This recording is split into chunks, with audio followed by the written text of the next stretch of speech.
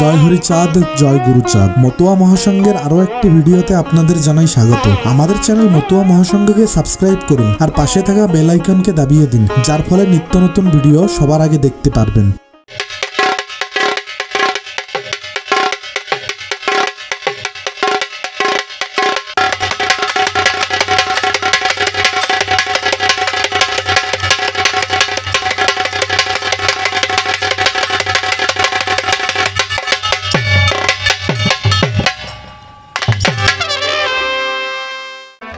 বৈষ্ণব শাস্ত্রে কি বলছে? প্রকৃতি হইয়া করো প্রকৃতির সঙ্গ,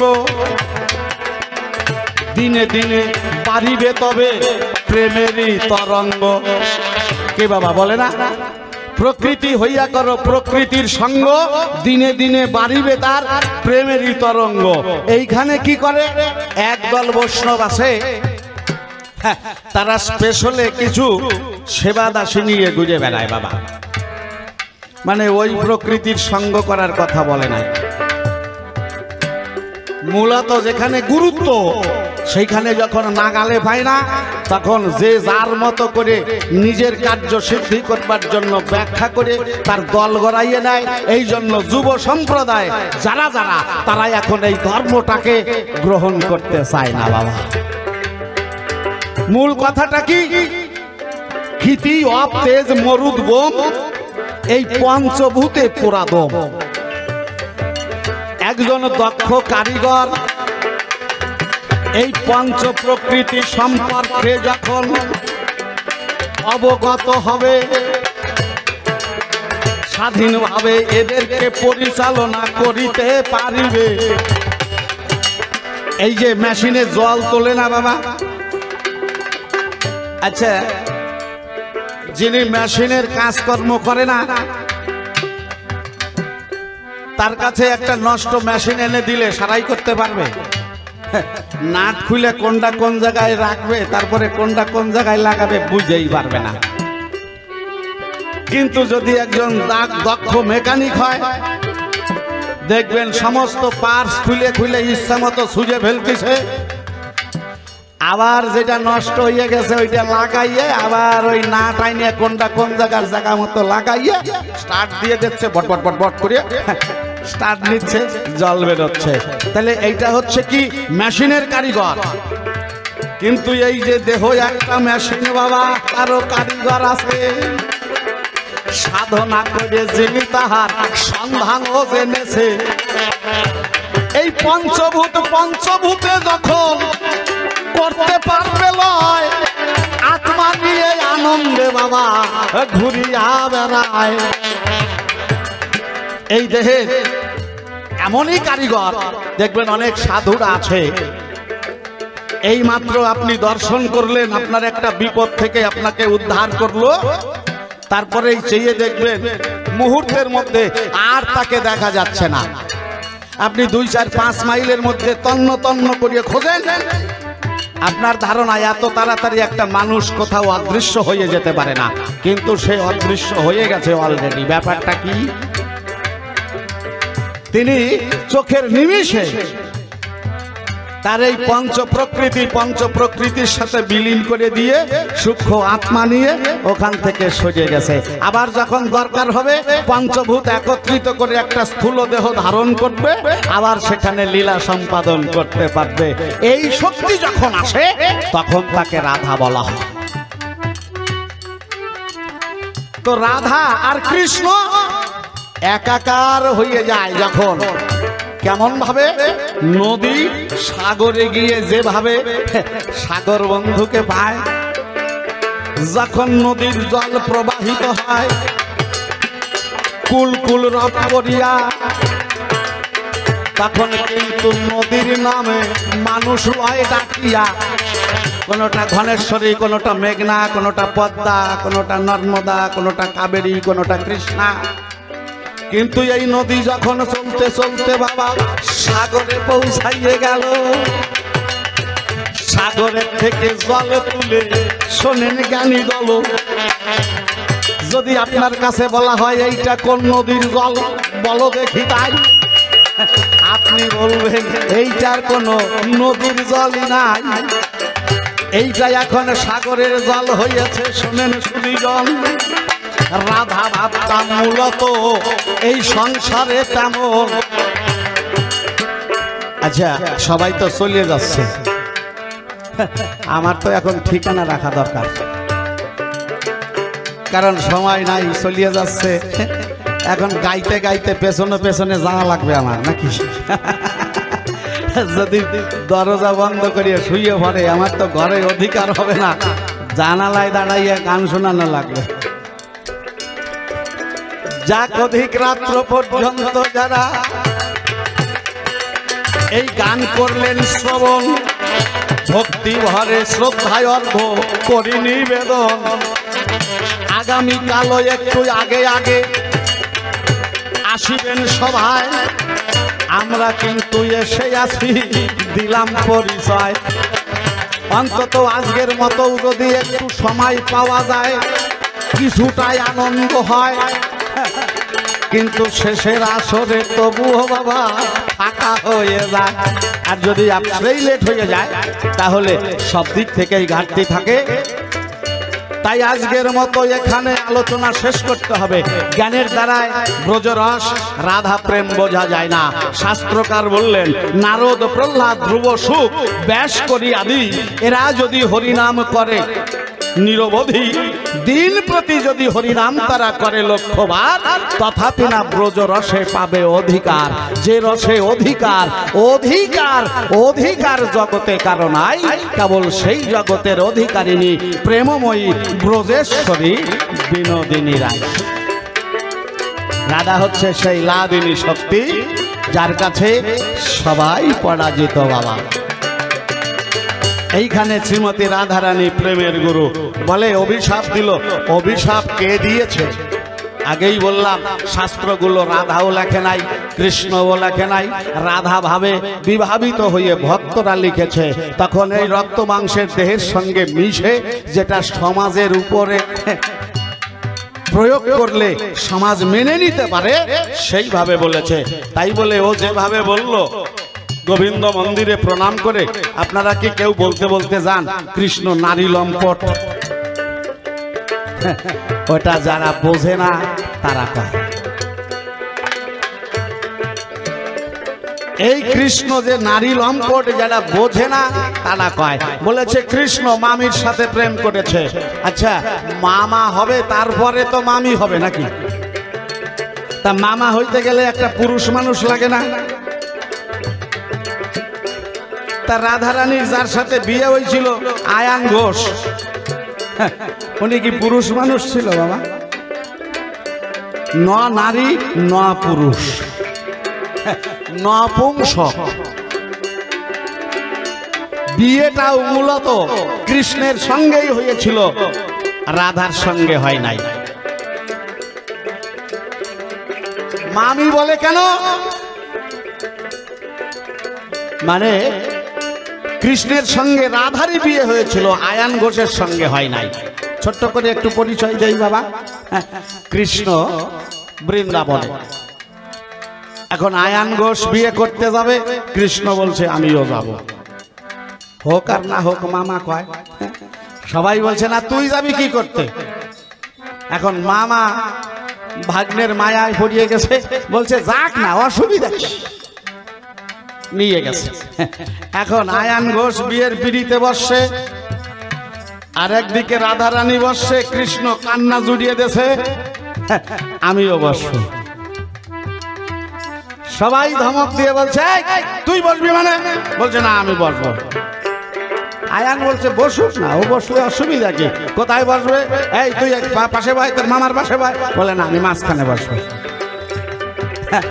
আয়ান ঘোষ বলছে তাহলে বসুক, বাইক নাই তো। এখন ওই হাতে হাতে হাত রেখে মন্ত্র ভরে, তোমার হৃদয় আমার হৃদয়, আমার হৃদয় তোমার হৃদয়, আছে না যদিদং তদিদং মম, এরকম মন্ত্র করতে হয়। এখন হাত দিতে গেছে, এখন কৃষ্ণ বলছে আমিও হাত দেব। সবাই বলছে তুই হাত দিবি মানে? বলছে না আমি দেব। সবাই মানা করে, আয়ান কয় দিক, তাতে অসুবিধা কি? তাহলে হাত দে। আগে রাধার হাত, তারপরে আয়ানের হাত, তার উপরে হাত দে, কয় না আমি উপরে হাত দেব না, তলায়ও হাত দেব না, আমি মাঝখানে হাত দেব। রাধার হাতের পরে কৃষ্ণের হাত, শোনেন জ্ঞানী দল। তারপরে আয়ানের হাত স্থাপন করিল। এরপরে যদি তোমার হৃদয় আমার হৃদয় বলে মন্ত্র পড়া হয়, ভেবে দেখুন কার সাথে রাধার বিয়ে মহাশয়। তবে মামি বলে কেন? মাম হইতে উৎপত্তি, তাই তাকে বলা হয় মামি। মাম হইতে উৎপত্তি, তাই কৃষ্ণ রাধার মামি। এইগুলো আমার বলভদ্র বুঝবেন, আর বোঝার জায়গা বুঝিয়ে গেছে। রাধা হয় আত্মসমর্পণের উপরে, কোনো জ্ঞানের সীমায় থাকতে, নিজস্ব স্বকীয় সত্তা এই দেহের মধ্যে বিন্দু মাত্র বাকি থাকতে সে রাধা হতে পারে না। নারদ ঋষি কৃষ্ণের কাছে গিয়ে একদিন ল্যাংটা হইয়া দাঁড়াইছে। কৃষ্ণ বলছে, এই নারদ, ব্যাপারটা কি রে? তুই রয়্যাল ড্রেসে দাঁড়ায় পড়লি, আয়না দিয়ে দেখছিস তোরে কেমন দেখা যায়? নারদ বলছে, ঠাকুর আমারে লজ্জা দিও না, আমি খালি খালি দাঁড়াই নাই। রাধারানী উলঙ্গিনী হইয়াছিল, মনসরায় করোনায় আর লেট, নিজের হাতে লিখে দিলে বড় ভক্তার সার্টিফিকেট। রাধারানী উলঙ্গিনী হয়েছিল, তারে বড় ভক্তা বলে সার্টিফিকেট দিলে। আমিও ল্যাংটা হইয়া দাঁড়াইছি, একটা সার্টিফিকেট দাও, চলে যাচ্ছে। কৃষ্ণ কয়, নারদ কষ্টস কি এই হারামজাদা? জ্ঞানের ঘরে কেউ কাপড় খুলিয়ে দাঁড়াইলে তারে বড় ভক্ত কয় নাকি? বলছে ওই সব আমি মানি না। রাধারানী উলঙ্গিনী হয়েছিল, তুমি সার্টিফিকেট দেছো, আমিও সেইভাবে দাঁড়াইছি, সার্টিফিকেট চাই। কৃষ্ণ বলল, নারদ সার্টিফিকেট তোরে দেব, তবে আমার বড় মাথা ব্যথা, কথা লবি, তুই অন্তত একটু ঔষধ আইনে আমারে সুস্থ করবি, তারপরে সার্টিফিকেট পাবি। নারদ বলছে, এই তো আবার বাঁধাইলে লেখা। আচ্ছা ঔষধ কোথায় পাবো, দেবে কেটা? আর কি ঔষধে তোমার মাথার ব্যথা যাবে বলো নন্দের বেটা? কৃষ্ণ বলছে, নারদ এই সংসার মাঝে যদি কোনো ভক্ত ভক্তা স্বইচ্ছায় তার চরণ ধুলি আমার মাথায় দেবে বলে তোর হাতে তুলে দেয়, আমি সেই ধুলিতে সুস্থ হব কৃষ্ণ শ্যামরা। নারদ বলছে, বেজাল তো বাঁধাইলে, ঠিক আছে। নারদ প্রথম কৈলাসে গিয়ে কালীর কাছে কয়, চরণ ধুলি দান করো নিবেদন তোমার। কালী বলছে, নারদ চরণ ধুলি দিয়ে কি করবি? বলছে, কৃষ্ণের মাথার ব্যথা তার মাথায় দেবে। কালী বলছে, ব্রহ্মার বেটা, আমার গুরু শিব আর শিবের গুরু নন্দের বেটা, তোর কপালে লাগে মুজে যেটা। ওরে কৃষ্ণের মাথায় ধুলি দিলে আমি নরকে যাব চলে, আজি ঝাঁটা পেটা করবো তোরে তারা ব্রহ্মার ছেলে। তুই আমারে নরকে পাঠানোর ব্যবস্থা করছিস? দাওয়া খাইয়ে নারদ ব্রহ্মলোকে ব্রহ্মাণীর কাছে গিয়ে চরণ ধুলি চাইয়ে সেখানেও ঝাঁটার তাড়া খাইয়েছে। ইন্দ্রলোকে গিয়ে ইন্দ্রের স্ত্রী শশীর কাছেও চরণ ধুলি চাইয়ে একই অবস্থায় ঝাঁটার তাড়া খাইয়ে এখন নারদ মুনি কি করেছে? অবশেষে শ্রীমতী রাধারানীর কাছে এসে বৃন্দাবনে দর্শন দিয়েছে। রাধারানী বলছে, নারদ বহুদিন পরে তোমার দেখা পেলাম, বলো কেমন আছে আমার কৃষ্ণ ঘনশ্যাম?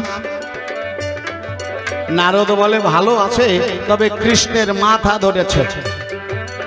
রাধারানী বলছে, মাথা ধরেছে, কোনো ঔষধপত্র দাও নাই? বলে না, ঔষধের জন্য বেরোইছি। রাধারানী বলছে, তুমি কি প্রথমেই আমার কাছে আসছো, না আরো অন্য জায়গায় ঘুরিয়ে সময় নষ্ট করে শেষে আমার কাছে উদয় হয়েছে? বলছে কেন তোমার কাছে আগে আসবো কেন? যারা এই সংসারের মধ্যে সবচাইতে বড় ভক্তা ভক্ত আমি আগে প্রথম তাদের কাছেই গেছি। কোথায় গেছো? কৃষ্ণ কি ঔষধে সুস্থ হবে?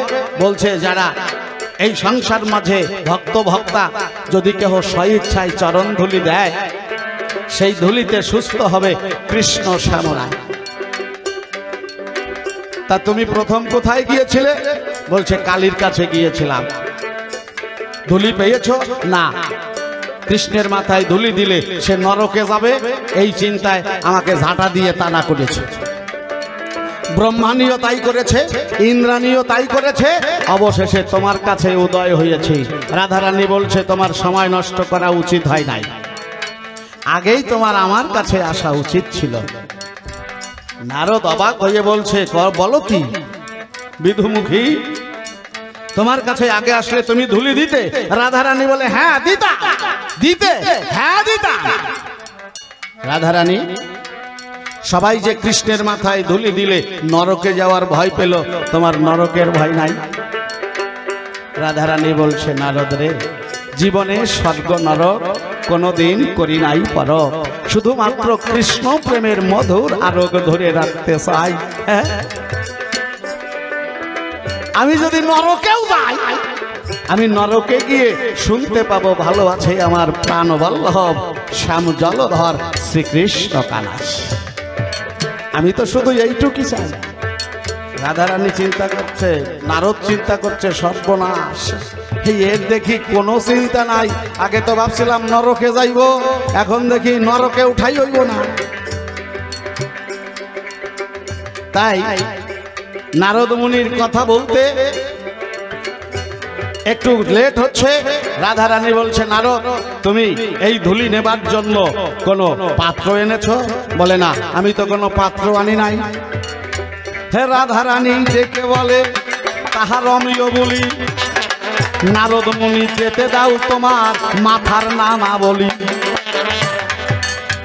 নারদ চিন্তা করছে রাধারানী কয় কি যে নামা বলি আমি জনম ভরিয়ে রাখলাম মস্তকে তুলি, আর এই বলদি রাধারানী সেই নামাবলিতে দেবে চরণের ধুলি। বলছে তুমি সেই নামাবলিতে চরণ ধুলি দেবে? রাধা বলল হ্যাঁ দেব। তুমি যে নরকে যাবে। তখন রাধারানী বলছে নারদ বন্ধুর সঙ্গে আমার কি ভালোবাসাবাসি তা তুমি জানো না। ও নারদ, আমার এই জীবন যৌবন মন প্রাণ সব সব নিয়েছে আমার প্রাণ কেশব। কেশব বিনে এসব সব সবের মতো দেখি, তার চরণ তার ধুলি তার শিরে দেব তুলি, সুস্থ হবে কৃষ্ণ বনমালী। নারদ রে বল দেখি এই চরণ দুখানা দিতে তারে বাকি আছে নাকি? তাহলে এইভাবে যার সমস্ত কিছু সমর্পিত হয়েছে তিনি সংসারে রাধা, যার মধ্যে কাম কামনার অবকাশ নাই, দেহ সুখ ইন্দ্রিয় সুখের কোনো জায়গা নাই। হতচ্ছাড়া না হইলে এত বাজে কথা কেউ বলতে পারে না। যাকে রাত্রি অধিক হয়ে গেছে অন্তরের ধারণা, আর তারে বেশি কথা বলবো না বলবো না। কবির স্বভাব সভা মাঝে বিরুদ্ধাচরণ, যাহাতে হয় ভক্তগণের আনন্দ বর্ধন। তাই তো আমরা দুইজন মিলে করলাম যত দ্বন্দ্ব, উদ্দেশ্য আনন্দ জানো পাই ভক্তবৃন্দ। তবে 2 দিন 3 দিন যদি হয় কবি গান, প্রথম দিকে মিলন হয় না জানে ভক্ত প্রাণ। আগামী দিনে এই গান অনুষ্ঠিত হবে, শেষ পর্বে গিয়ে আমাদের মিলন গীতি হবে। মিলন গানে গানে তখন হবে সমাপন। তাই আজকের মতো গান এখানে করব সমাপন। তবে আর বেশি কথা বলবো না, ছেড়ে দিয়ে যাবো আমার কবির কল্পনা। যেভাবে যে প্রশ্নপত্র করেছিল দান, ধরিয়ে ধরিয়ে এক এক করে দিলাম সমাধান। এরপরে আগামী দিন আবার হবে কবি গান, সকলকে নিমন্ত্রণ করে দিলাম গান। আগে আগে 5টার ভেতরেই তাই সকল ভক্তগণের সভায় আসা চাই। আমরা তো এসে আছি, মনে আছে ভাবো, ঢোল কাসর নিয়ে আমরা সভাতেই আসব। এদিকেতে যখন বাজিবে ঢোল, আমরাও তালে তালে কাটতে থাকবো। ভক্তগণের তাহাতে আনন্দ হবে, অন্তরে অন্তরে দেখিলাম ভেবে। এই পর্যন্ত আজকের মতো এখানে ভাব দিলাম সাঙ্গ করি। জয় জয় রাধা, সবাই বলো হরি বল, হরি বল, হরি বল।